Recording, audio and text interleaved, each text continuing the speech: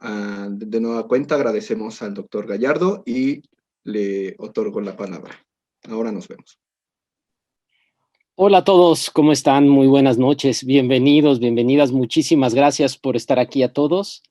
Bueno, primero pues agradecerles su confianza, gracias a ustedes, este espacio es posible, gracias a todos los que vienen a estas charlas, a este curso de filosofía de la religión, religión y ciencia, gracias a todos de verdad por hacer posible este espacio. Y bueno, el tema del día de hoy, pues como lo pueden ver en el título, yo trataré de hablar, pues, no sé, 45 o 50 minutos para, pues, dar un espacio extenso.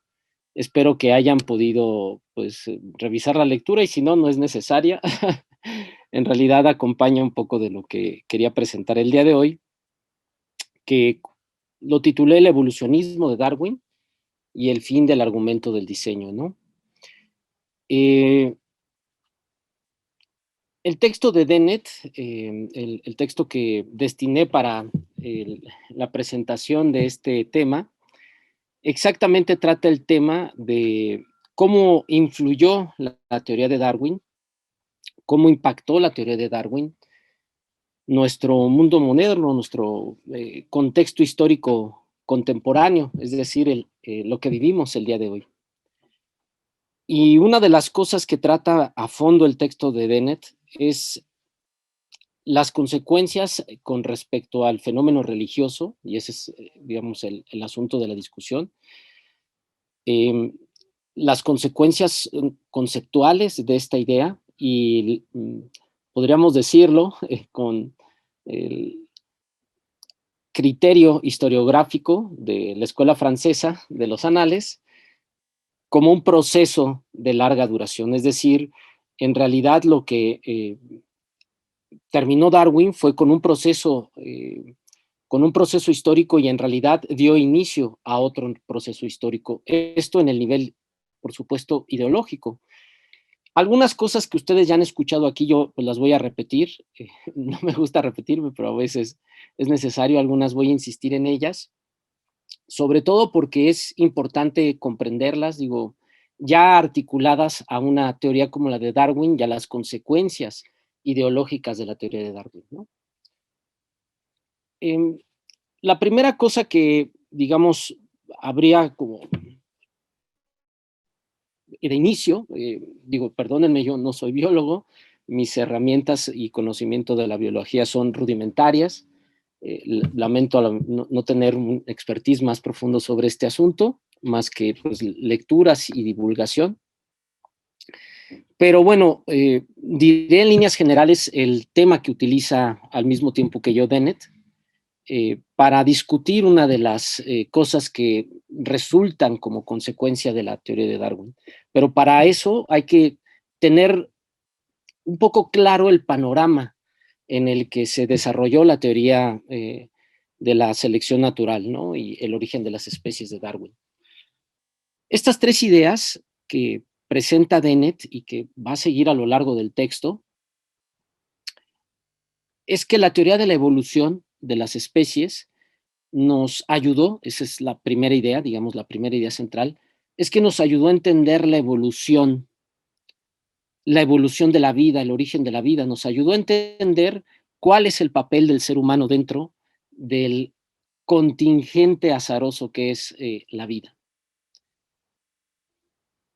Si ustedes recuerdan, probablemente en sus clases de primaria, yo creo que todos en algún momento con nuestras clases de secundaria, también alguna vez en los libros de ciencias naturales, encontramos, bueno, ahora ya las dividen, ¿no? Ahora hay un espacio para la biología, la química, ¿no? Pero si ustedes recuerdan sus clases de preparatoria, una de las cosas que nos enseñaban es que Darwin nos enseñó a ver la evolución como un árbol, donde hay diferentes ramas y estructuras. Y este gráfico siempre lo contrastaban con un triángulo, ¿no? Las viejas teorías de la evolución, donde, digamos, en el triángulo se veía en la parte superior al ser humano y después debajo de él todas las etapas inferiores de la condición de la vida, ¿no? Era una representación gráfica que en realidad nos mostraba cuál fue la naturaleza de la teoría de Darwin. Hoy sabemos que la evolución no es una línea constante. En realidad encontramos largas ramificaciones, encontramos cambios en las especies, aparición y desaparición.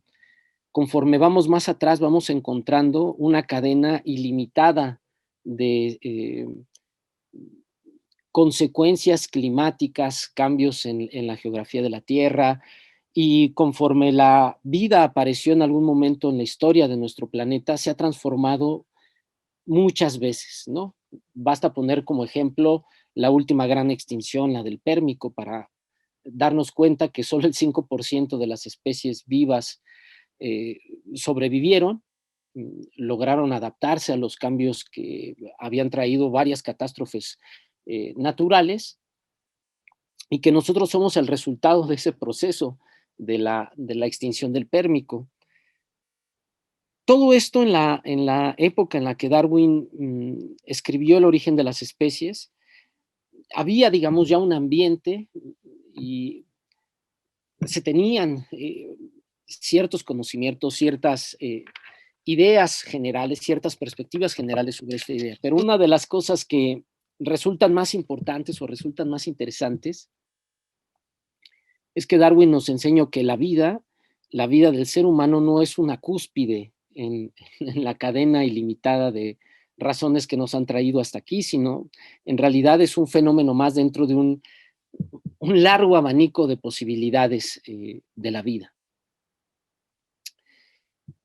Esto trae como consecuencia una idea ahora sí filosófica que está, digamos, de fondo, que está como trasfondo de la teoría darwiniana, que en realidad termina un proceso histórico que, como nos expuso en algún momento la doctora Julieta Lizábola, en un proceso en el que el mundo empieza a encontrar las razones suficientes para considerar al ser humano como un constructor del orden de la realidad. Si ustedes leyeron el texto de Villoro, Villoro insiste que el Renacimiento, exactamente como movimiento intelectual, ha creado, ha construido la idea de que el ser humano es el centro, es el núcleo principal, este giro copernicano de poner a la Tierra en el lugar, en el cosmos que le correspondía, y también de girar la estructura de nuestra realidad del orden, digamos, de la estructura de lo sagrado, hacia la construcción del ser humano, de su realidad efectiva, de su historia, de las condiciones reales. Esa transformación que ha iniciado en el Renacimiento como proceso histórico, tiene una fase de conclusión en la teoría de Darwin. La vida, nos dice Darwin, esta es una de las, digamos, de las consecuencias de este antropocentrismo renacentista. La vida es una cadena azarosa de consecuencias ilimitadas, de algoritmos demenciales que se van conectando sucesivamente y que en algún momento aparecen en el contexto de la vida. Pero la vida como tal en realidad carece de una esencia, es decir, no hay nadie que haya creado la vida. No hay un creador de la vida. No hay quien haya diseñado la vida y no hay una esencia de la vida. En realidad, la vida es el resultado de un complejo arbitrario de sucesos azarosos. En realidad, detrás de la estructura del orden de la naturaleza y de la vida, no existe una esencia, no hay una condición primordial de la vida, esa idea metafísica, esa idea que se desarrolló a lo largo desde que nosotros aparecimos como seres humanos y se desarrolló a lo largo de nuestra historia humana, tiene su conclusión aquí. En realidad, viendo desde la perspectiva de Darwin el fenómeno de la vida es una cadena ilimitada de eventos fortuitos. Y la tercera idea que nos expone Dennett, que es importante tener en cuenta de la revolución científica que supuso la teoría del origen de las especies de Darwin, y que con eso, digamos, concluiría esta exposición inicial de estas ideas de Darwin, sería que no hay diseñador de la vida, es decir, no existe un Dios que haya diseñado la vida. La vida por sí misma y a través de sus fuerzas constitutivas se ha podido organizar a sí misma, y esa cadena ilimitada de consecuencias también tiene una ilimitada gama de posibilidades, ¿no? Que por alguna razón, que para Darwin es la selección natural, ese es el mecanismo que ha encontrado la naturaleza, ese es lo que ha empujado finalmente esta idea, es que es esa fuerza azarosa, esa misma condición de la naturaleza la que la ha llevado hasta ese punto. Entonces, digamos que la primera cosa que hay que tomar en cuenta, o el primer momento que hay que tomar en cuenta es este para entender un poco la idea de Dennett. Pensemos nada más en esta primera idea. Nosotros consideramos, dice Dennett, antes de la aparición de Darwin, y digo, tiene toda la razón, nos considerábamos una especie diferente del orden de la vida, una especie diferente del orden de la realidad, incluso seleccionados por alguna entidad superior. Y veíamos nuestra propia condición, nuestras propias condiciones estructurales del orden de la realidad, las pensábamos como en una cúspide de la cadena ilimitada de las posibilidades de la vida, ¿no? El resultado real, digamos, de pensar la evolución, porque esa es la crítica de Darwin. En la antigüedad se ha pensado la evolución como una línea. En realidad nosotros vemos en las condiciones primordiales de la vida, no vemos una línea, sino discontinuidades, aparición y desaparición, eh, eh, adaptaciones mejores de ciertas condiciones ambientales de las especies a la vida, y luego la transformación de esas especies puede tener una cadena ilimitada de consecuencias para el medio ambiente. Nosotros mismos ya lo hemos visto. De hecho, les puse aquí el fotograma de de un capítulo de la serie Cosmos, que seguramente ustedes vieron, donde tratan el problema de la selección artificial, cuando nosotros empezamos a domesticar a los perros. Y empezamos a ser conscientes de que la evolución con Darwin, de que la evolución no es una línea constante. No hay una esencia superior a la vida. No, la vida nuestra no es diferente a otras vidas. No tiene nada de excepcional a otras vidas. En realidad, las teorías con respecto a la evolución, con respecto al conocimiento de la naturaleza, en cuanto al fenómeno de la vida, provenían todavía de la antigüedad, ¿no? De Platón, de Aristóteles.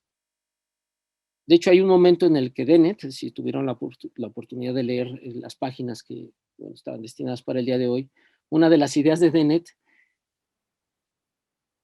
es que casi todo lo que se discutió alrededor del problema de la esencia de la vida, desde Aristóteles a Platón, tenía que ver con encontrar un elemento sustancial que haya permitido que nosotros llegáramos a ser estos seres que somos, que nos hace, digamos, diferente a otras cosas de la naturaleza. Pero ese algo podía provenir a lo mejor de un orden sagrado, ¿no?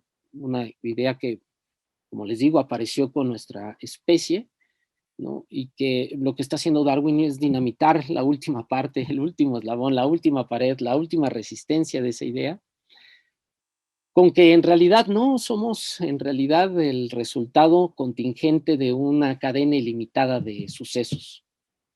Esa esencia ha desaparecido prácticamente por completo. Ahora sabemos entonces, dice Dennett, y esta es la idea que me parece más interesante, que dadas las condiciones de estas tres ideas, podemos desechar la idea de un Dios generador de la vida. Ese diseño, esa esencia previa, esa existencia que fue introducida por el orden de lo sagrado, sea este monoteísta o politeísta o por cualquier clase de fuerza de la que se trate, que haya, digamos, fundado el orden de lo sagrado en la vida, para Darwin no tiene ningún sentido.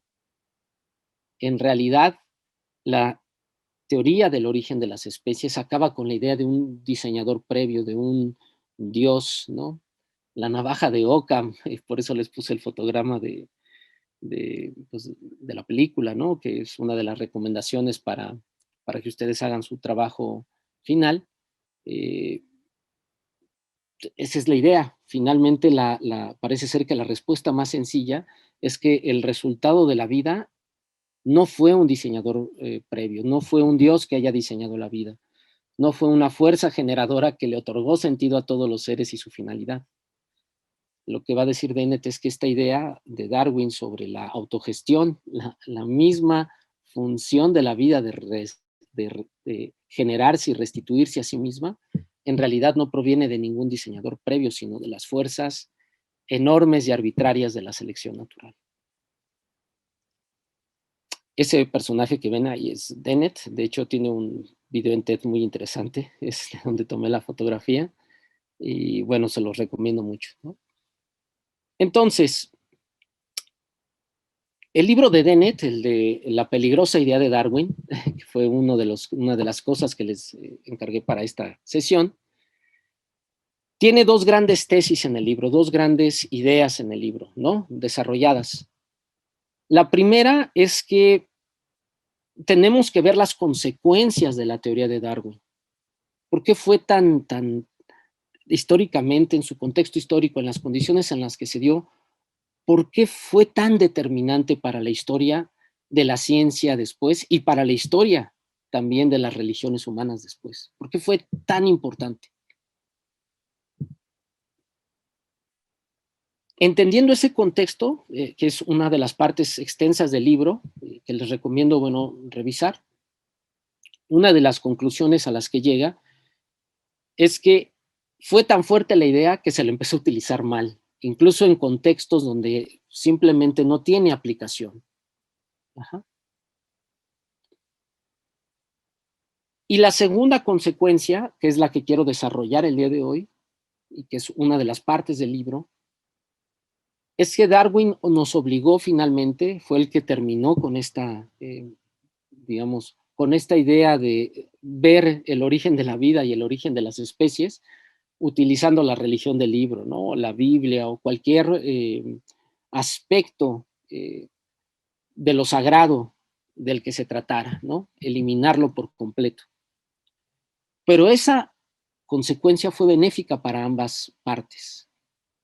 Y eso es un poco de lo que va a tratar de exponer Dennett a lo largo del libro.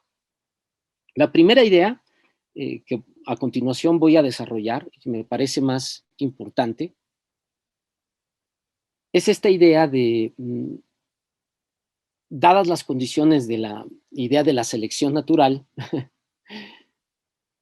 de hecho utiliza una metáfora a la que me voy a referir más adelante Dennett, la del ácido universal. Dice, ¿qué pasaría si ustedes en algún momento tuvieran un ácido que destruyera prácticamente todos los materiales, que no hubiera un envase que lo pudiera contener, que destruyera prácticamente todo lo que toca, ¿no? Y dice, un poco esto fue lo que ocurrió con la teoría de Darwin. De pronto la idea de selección natural salió del continente de la biología y se la empezó a implementar en estructuras sociales y culturales donde no tenía ningún sentido emplearla. Entonces dice Dennett, debido a la fuerza de la revolución científica que suponía el origen de las especies y las consecuencias que tenía, sobre todo la idea del diseño, hubo quienes empezaron a utilizar la teoría de Darwin a contextos sociales donde no tenía aplicación. Les puse el fotograma de una película que ahorita no me acuerdo cómo se llama, estaba tratando de recordarla, pero la película... La Purga. La purga, ¿no? Esta idea de la purga sería, por ejemplo, un empleo, dice Dennett, inadecuado de la teoría de Darwin, ¿no? De, bueno, como hay selección natural, pues los más fuertes tienen que sobrevivir, y esto empezó a permear, digo, basta ver las consecuencias de la Segunda Guerra Mundial, ¿no? Las consecuencias de la eugenesia, digo, prácticamente todas las cosas que se empezaron a hacer, empezar a entender, por ejemplo, la idea de raza, ¿no? Unida a la teoría científica, dice Dennett, es de las cosas más terribles que le pudo pasar a la teoría de Darwin, porque finalmente el contexto en el que se quería utilizar la teoría, es decir, el de la selección natural, jamás se refiere y nunca se refiere a ningún tipo de selección social. Sin embargo, la teoría, por su naturaleza, por el tipo de cosas que proponía, pues empezó a permear otros ámbitos en los que en realidad no tenía aplicación. Piensen ustedes que muy poco tiempo después se publicó el famoso ensayo sobre la población, ¿no? De Malthus. Y bueno, empezó toda la idea del darwinismo social, una cosa verdaderamente demencial, ¿no? Y la otra cosa a la que se refiere Dennett, y que fue muy benéfico para el diseño previo, fue el de la separación.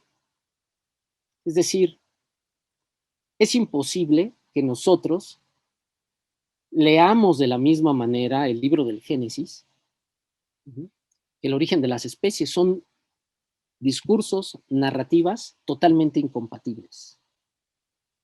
De hecho, un mal uso de la teoría de Darwin es tratar de desecharlo utilizando al mismo Darwin para demostrar narrativas religiosas.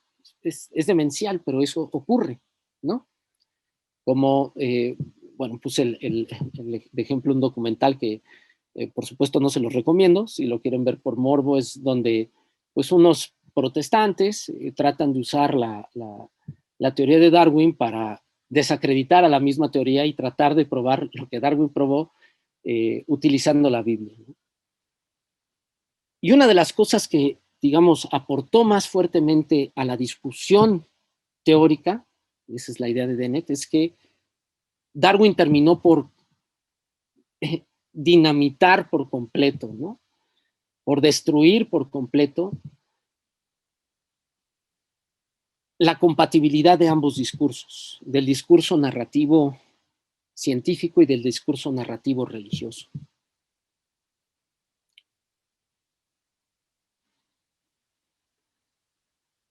Una de las cosas que va a decir Dennett, digamos, de las consecuencias malas y del mal uso del empleo de la teoría, es que la idea que además en realidad Darwin la remite siempre al contexto de uso de sus observaciones durante sus viajes a las Islas Galápagos, una de las restricciones se hace es el del empleo, el de la utilización, el del concepto de selección natural.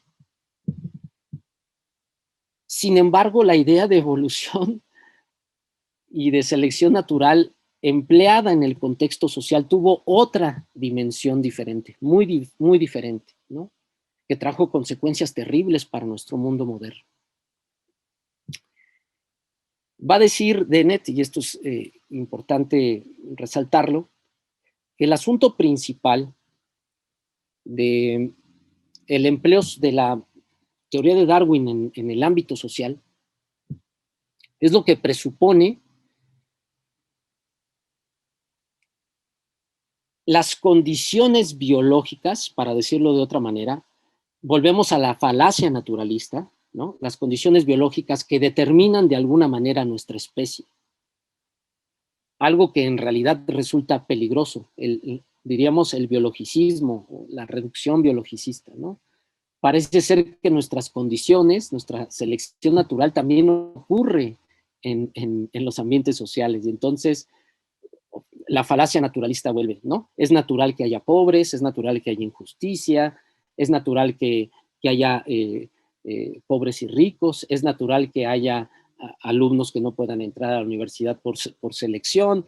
Es decir, la idea de selección natural llevada hasta ese contenido resulta, por demás decirlo, peligrosa. Y la otra que dice Dennett, otra de las consecuencias terribles que tuvo, fue que de alguna manera radicalizó más a las personas que defendían el discurso religioso. En el ambiente religioso victoriano en el que vivió Darwin, es terrible la idea, y por supuesto que en general movió fuertemente las ideas más conservadoras. Y algo dice Dennett al respecto en el libro, ¿no? Les invito a que lo lean todo. Exactamente empezó a utilizarse, digamos, como prenda de desacreditación de la teoría de Darwin, pues los mismos argumentos religiosos.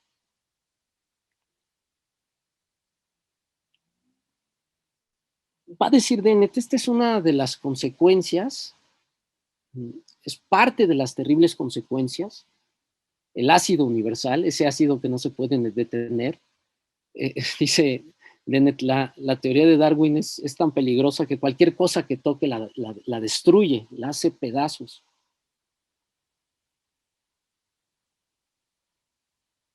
Si hemos de decir, y en esto quiero enfocarme porque finalmente es el asunto de mi ponencia, si la teoría de Darwin fue tan peligrosa y suscitó tantas dimensiones, tantos malentendidos, tantas condiciones, a una de las cosas a las que, digamos, benefició más fue la idea de abandonar por completo la creencia de que había un diseñador de la vida y una mente generadora de la vida. Esta idea que supuso una revolución tremenda en el pensamiento, que permitió una transformación radical del pensamiento, somete a una de las consideraciones más importantes de la antigüedad, digamos, del pensamiento y de nuestra historia occidental, que es la idea de considerar a la vida como el resultado de las fuerzas sagradas, ¿no? O de lo sagrado. ¿A qué se refiere exactamente Dennett con esta idea de la revolución del pensamiento y del diseño?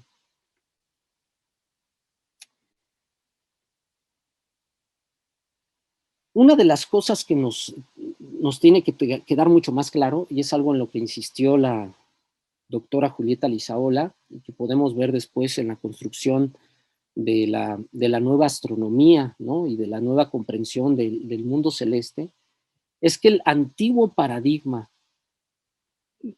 Dennett le llama la pirámide cósmica, ¿no? En donde nosotros estábamos en el último eslabón de las condiciones de la creación, el asalto a la pirámide cósmica, ¿no? Es una metáfora que utiliza Dennett en el texto.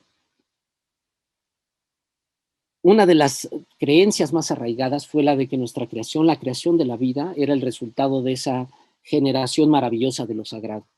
Estábamos en la cúspide de la pirámide cósmica, estábamos en la cúspide de la creación, porque prácticamente con Dios ocupábamos el mismo espacio.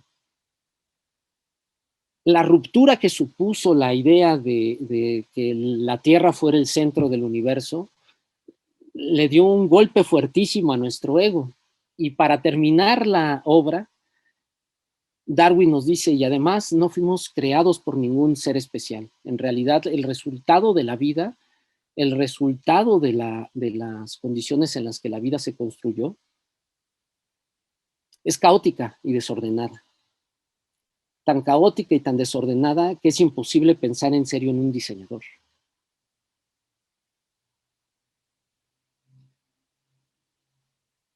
Si no hay diseño, entonces, ¿qué hay? ¿No? Si no hay un Dios, entonces, ¿qué habría detrás de esa idea? Porque dice Dennett, ya en la antigüedad, e incluso dentro de la modernidad, cita Hume, para poner un ejemplo, ya había una duda con respecto a la idea del diseñador.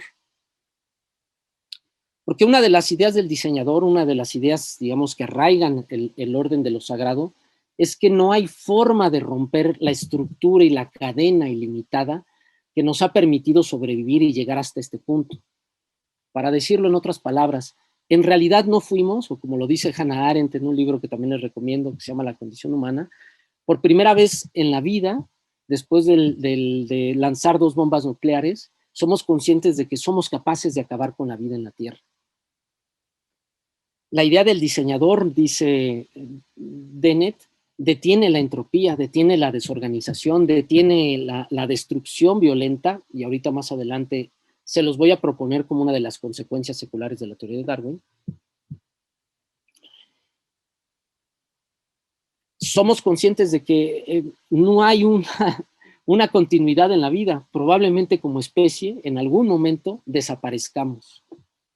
Desaparezcamos por la misma organización de la estructura del universo.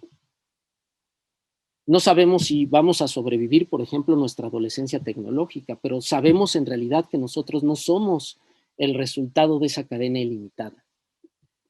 Las fuerzas entrópicas de la destrucción industrial y de la destrucción de la naturaleza nos han hecho conscientes de que somos responsables dentro de esta cadena ilimitada azarosa, somos responsables, ¿sí?, de la conciencia de nuestra vida, pero nadie nos dio la conciencia.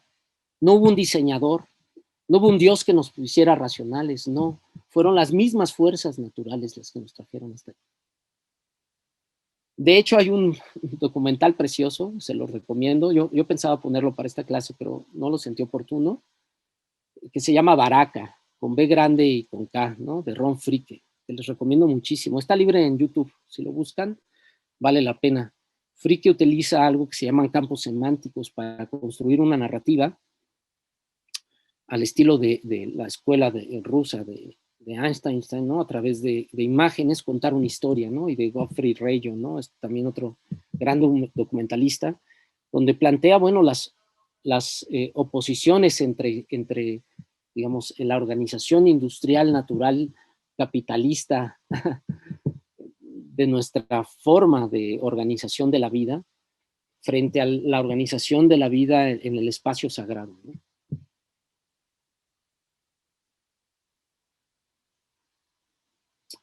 Una de las cosas que dice Dennett, y perdón, yo me desvío un poco del tema, pero voy a tratar de regresar a donde estaba. Una de las cosas en las que va a insistir Dennett y que me parece que podríamos ahorita conversar más a fondo,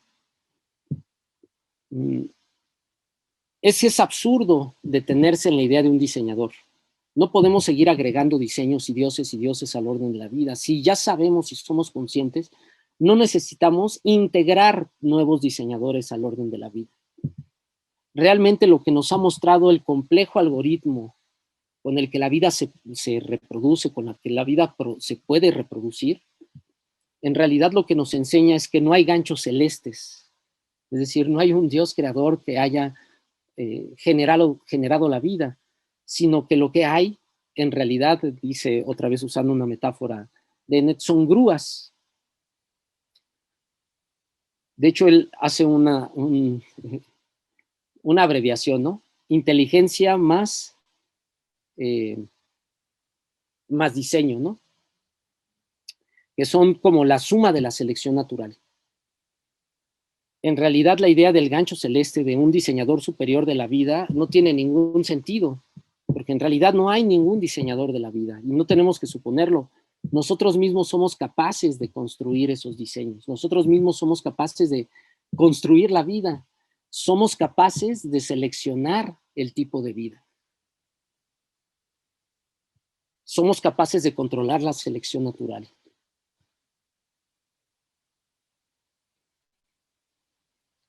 Esa conciencia es peligrosa, resulta peligrosa.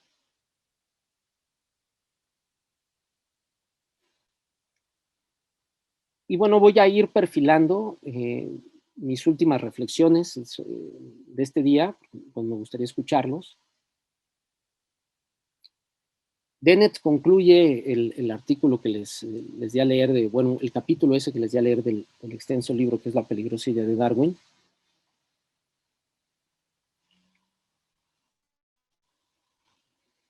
Donde dice, bueno, si abandonamos ya la idea del diseñador con la teoría de Darwin, sabemos que somos capaces de empujar a la vida a condiciones extremas. Si ya sabemos este asunto, quiere decir que somos capaces, ¿no? Somos capaces de encerrar esta peligrosa idea y reducirla de manera positiva al orden del discurso científico al que pertenece. Vamos a decir que en ese sentido habría un reduccionismo bueno, ¿no? Una reducción de la teoría de Darwin al contexto en el que está discutiendo. Es decir, Darwin ya no pelea más con los libros religiosos. No ese es el asunto. El asunto es aún mucho más profundo. Tiene que ver con que si somos capaces de ser conscientes de que fuimos el resultado azaroso de la cadena ilimitada que nos trajo hasta aquí. En realidad no somos ninguna especie diferente, no tenemos nada en especial, nada nos hace diferentes. Y si comprendemos que el diseño de la vida es el resultado complejo de estas condiciones en las que se da, bueno, podemos reducir la idea de Darwin, es un reduccionismo bueno, al límite de su discurso científico, ¿no? Y dice, y también de evitar llevar la teoría de Darwin a espacios donde no pertenece, donde no es productiva, a espacios de construcción social, de instituciones culturales, de instituciones humanas. Mezclar discursos es ridículo, es incompatible. Son discursos, el científico y el religioso, que pertenecen a organizaciones de la vida y del ser humano muy diferentes. No son compatibles de ningún modo. De tal manera que no podemos reducir la idea de Darwin o llevar la idea de Darwin al derecho, a la filosofía, ¿sí? No pertenecen a ese orden. Lo único que nos ha hecho Darwin es darnos cuenta, es llevarnos a ser conscientes de que la vida en realidad se ha desprendido de esa metafísica de la pirámide cósmica, ¿no?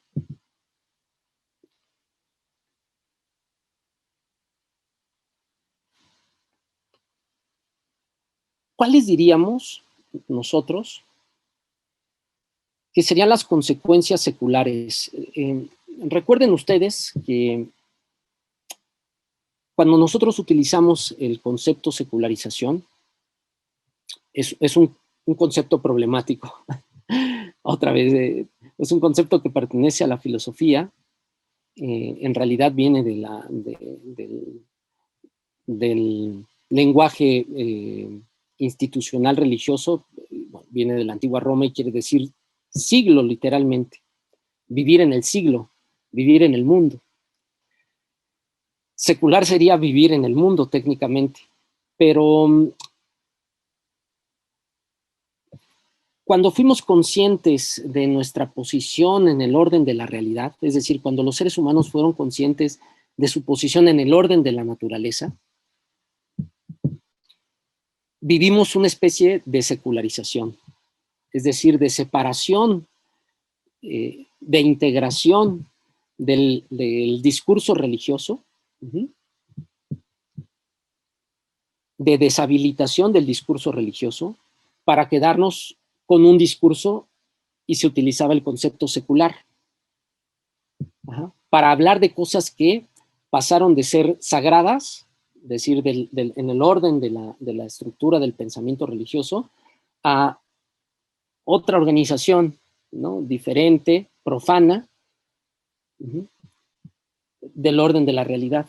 Secular tendría para nosotros ese sentido, es decir, de que en la organización del orden de la realidad, lo sagrado pierde su fuerza, pierde su categoría de orientación existencial, y aparece otra narrativa, ¿no? Profana, que ocupa su lugar, ¿sí?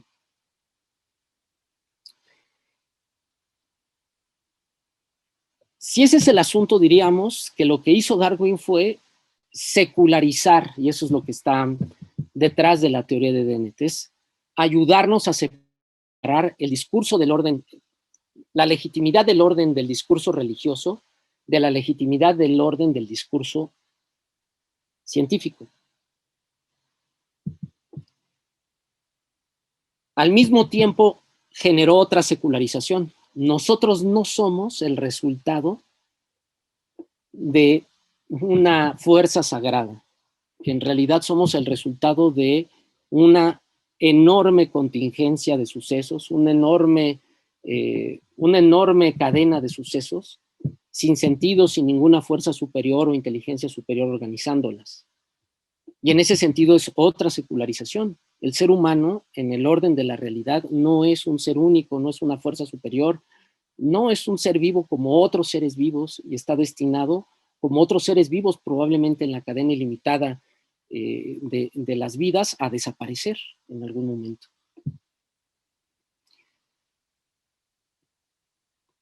Creo que la consecuencia más terrible de esta apropiación cayó también, o de esta idea de la secularización de Darwin, fue también al mismo tiempo, y esta es una reflexión mía para ustedes y que considero es importante ustedes la tomen en cuenta para que platiquemos un poco más al final. Hay una conveniencia entre la separación del discurso religioso y del discurso científico. Pero una de las terribles consecuencias de esa separación, de esa secularización, fue que las fuerzas sagradas de la naturaleza también quedaron destruidas. Es decir, la naturaleza a la que Darwin estudió y de la que nos dijo que no hay ningún diseñador previo, la deshabitó, para decirlo en pocas palabras, de dioses, de fuerzas sagradas, de un orden divino, la destruyó por completo. Y esa deshabitación, digamos, sagrada de la naturaleza, desde el orden de lo ideológico, desde el orden de nuestra organización intelectual del mundo, al deshabitarla, nos hizo depredadores más terribles y más perfectos.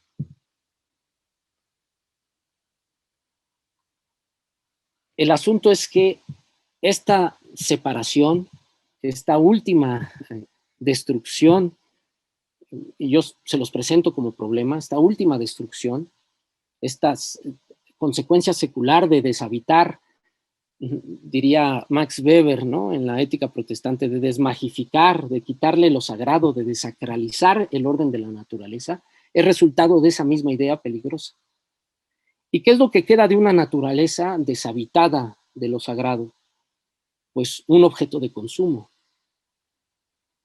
Nosotros no vemos a la naturaleza como un ser sagrado, como un ser protegido, como un ser diseñado. En realidad, vemos a la naturaleza como un ser al que hay que consumir, al que hay que destruir, con el que hay que acabar, porque no hay ninguna fuerza esencial ni especial detrás del orden de la naturaleza, ¿no? Esa consecuencia secular, desde mi muy particular punto de vista, es la más terrible de esta idea. Nos regresó a lo mejor la conciencia de que no somos ninguna especie especial, pero también nos quitó la conciencia de que como seres de la naturaleza, como formando parte como seres de la naturaleza, integrados a la naturaleza, detrás de ella no encontramos ninguna cosa especial, simplemente una cadena ilimitada de construcciones complejas en las que tenemos que permanentemente, ¿no?, consumir la naturaleza, ¿no?, destruir la naturaleza.